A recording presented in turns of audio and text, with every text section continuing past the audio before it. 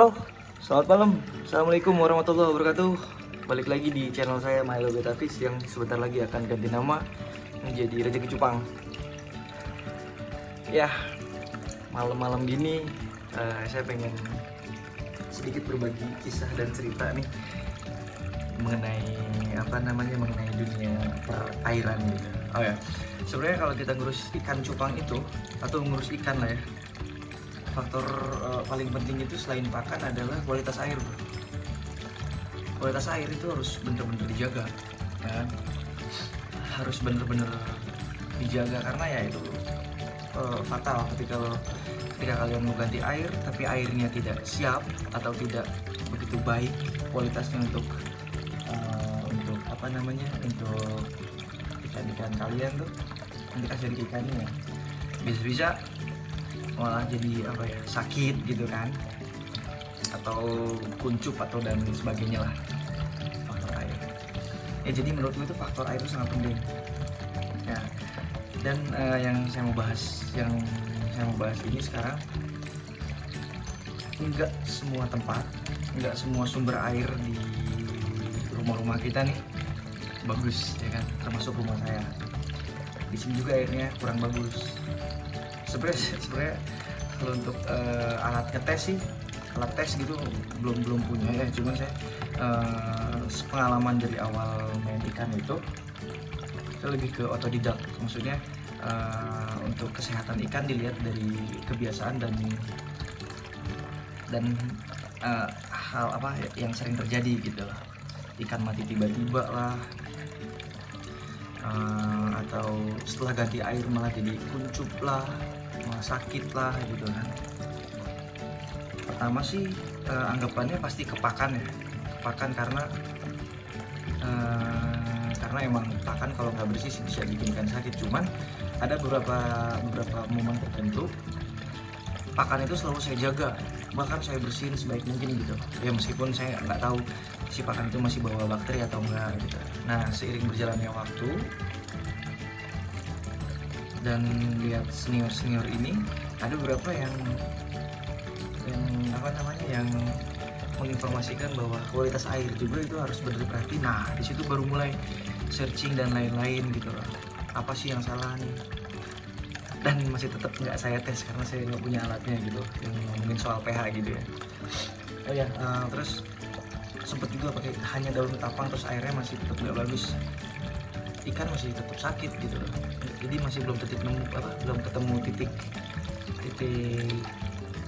yang air yang benar-benar nyaman buat ikan gitu lah. Nah, sampai di satu momen ada teman main kesini kan, lagi lihat ikan. Nah, saya sharing lah, ternyata di rumahnya pakai filter dan ikannya sehat. Wah, mutasinya bagus. Jadi maksudnya sebenarnya sih mutasi ikan, sepengalaman gue ya, ini kita nggak boleh sama-samain soalnya setiap breeder, setiap penghobi pemelihara ikan itu punya treatment masing-masing, nah, termasuk saya gitu. Jadi jangan samakan yang saya lakukan dengan yang kalian lakukan. Tapi kalau misalnya ada hal yang bisa diluruskan bareng-bareng, itu lebih bagus daripada kita perdebatin hal yang nggak penting gitu kan. Oke, balik lagi. Teman saya itu pernah beli blurim dari saya, buluk ikan saya buluk, ada beberapa bocor. Tiba-tiba dia kirim video, "Bang, ikan lo nih," ya kan.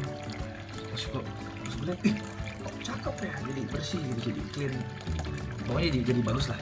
Terus gue tanya, gimana sih treatmentnya? Nah, dia langsung yang dia tekenin air bang, di rumah saya itu airnya pakai filter gitu. Jadi ikannya itu sehat ya. Emang gue setuju sih, ikan sehat dia akan mutasi dengan baik dan akan bagus dengan sendirinya lah. Ya udah, kalau setelah itu saya korek ya, nyontek ya, pengen tahu lah gimana sih gitu. Ternyata standar, ternyata simple banget gitu. Nah, buat kayak gini lah, tapi beda bentuk cuma isinya sama. Terus gue pikir, masa sih sesimpel ini, apa adanya ini, tapi bisa nimbulin efek bagus buat ikan gitu loh. Saya sebenarnya bukan nggak percaya, cuman masa sih gitu. Udahlah, seiring berjalan waktu saya coba kayak gini, dan ternyata di luar dugaan bro, ikan sehat serius ikan sehat. Jadi persentase mati terus persentase sakit itu menurun, padahal cuaca lagi gini ya, cuaca lagi pancaroba gitu. Alhamdulillah dengan metode kayak gini doang, simple dan simple lah menurut gue, tapi efeknya tuh sangat bagus. Ikan sehat ya kan, pokoknya ya udah nggak ada hal lain, ikan sehat, yang penting ikan sehat gitu, kualitas air terjaga dan ikan sehat. Soalnya saya pernah dengar dari beberapa senior kita, sebenarnya kalau kita main ikan tuh sebenarnya main air, nggak asal nggak asal ngambil dari sumur atau dari mana tanpa kita tahu kualitas air sendiri, terus kita cemplungin ikannya. Itu bisa, menurut pengalaman saya sekali itu bisa berbahaya buat ikannya nggak nyaman dan akhirnya sakit terus berujung kematian gitu kan ya. Oke, itu sedikit narasi dari saya. Nah sekarang mau saya jelasinnya sedikit lah ya, apa aja sih yang digunain gitu. Nah ini sebenarnya masih sangat-sangat sederhana. Nanti mungkin kalau saya ada kesempatan mau bikin yang lebih cantik lah, dan kolam ini juga kontraknya mau saya besarin, soalnya biar nampung airnya banyak, saya nggak perlu isi lagi. Oh ya, saya jelasin sedikit ya. Ini pengalaman saya. Kenapa air bisa bagus? Karena ini aerator ini kan dia nyaring, dia berputar. Jadi terus berputar dan mungkin gitu. Ini pengetahuan terbatas saya. Mungkin karena air berputar dan terus filter dengan baik, jadi mungkin si air ini dia udah jadi kayak ada bakterinya baik lah gitu. Atau mungkin udah zat-zat kimia yang dari pump itu, ini air pump. Jadi zat-zat kimia dari pump itu mungkin bisa tersaring di sini dan bahkan hilang mungkin ya gitu, saya nggak tahu lah. Saya nggak ngecek pH, ngecek apa, cuman saya langsung terjun ke lapangan dan ikan alhamdulillah ikannya sehat karena ini. Oke, nggak lama-lama ini saya jelasin aja ya apa aja sih ini perawatannya gitu. Yang pertama yang harus kalian punya ini pompa yang kecil aja, ini standar lah buat muterin air. Nah kalau isinya ini sendiri ada beberapa yang pakai tiga tingkatan gitu. Cuma kalau gue masih belum sih, gue masih yang pertama itu di bawah ini busa biasa buat filter. Yang kedua saya kasih arangnya itu arang kayak buat bakar-bakaran gitu. Cuman arang ini itu saya rendam selama 3 hari dulu, jadi biar si hitamnya hilang. Kalau nggak direndam ya ini jadi warnanya black coy. Butak ini hitam karena arang. Nah itu pakai arang ya. Kalau sempet baca sih arang ini tuh mungkin buat nyerap ya mungkin gitulah pokoknya.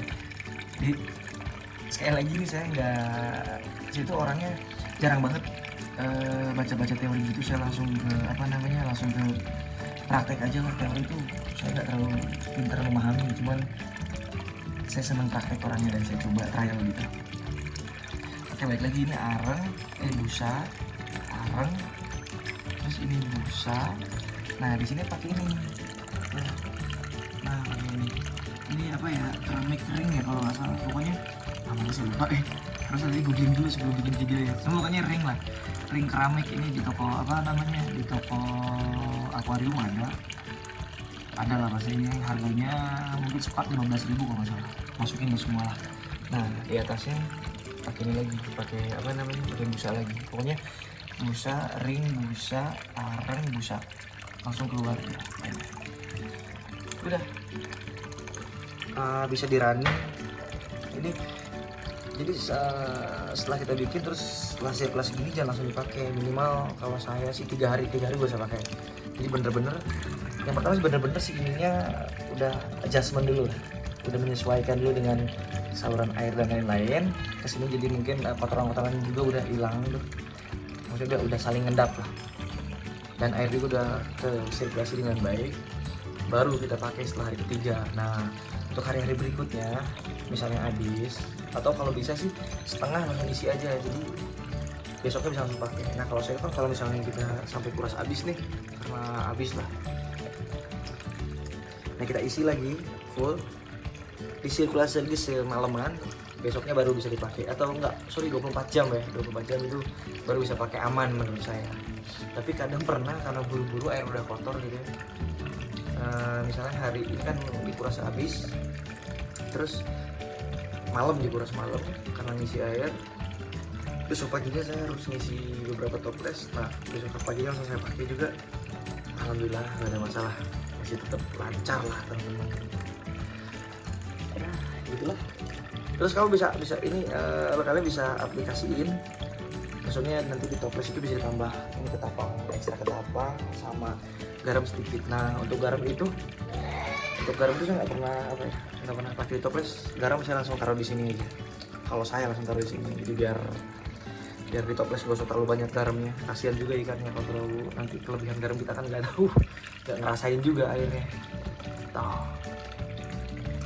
Ya teman, kalau misalnya mau ada masukan, mau ada informasi tambahan gitu, mau ada yang coba bantu upgrade sih supaya lebih supaya lebih bagus, bolehlah di komen di bawah ya. Atau kalau mau ada yang sharing, mau tanya juga boleh, boleh komen juga di bawah.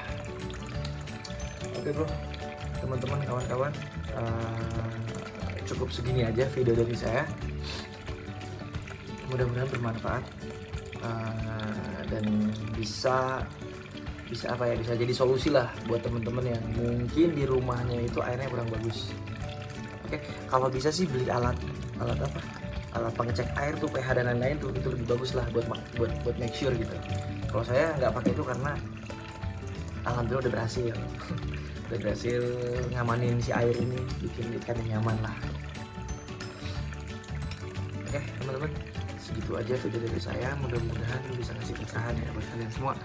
Oke, stay safe, keep social distancing, jaga jarak, pakai masker, semoga kita berdoa semoga COVID ini cepat berlalu ya. Akhir kata dari saya, wassalamualaikum warahmatullahi wabarakatuh. Salam Jepang Indonesia Merdeka.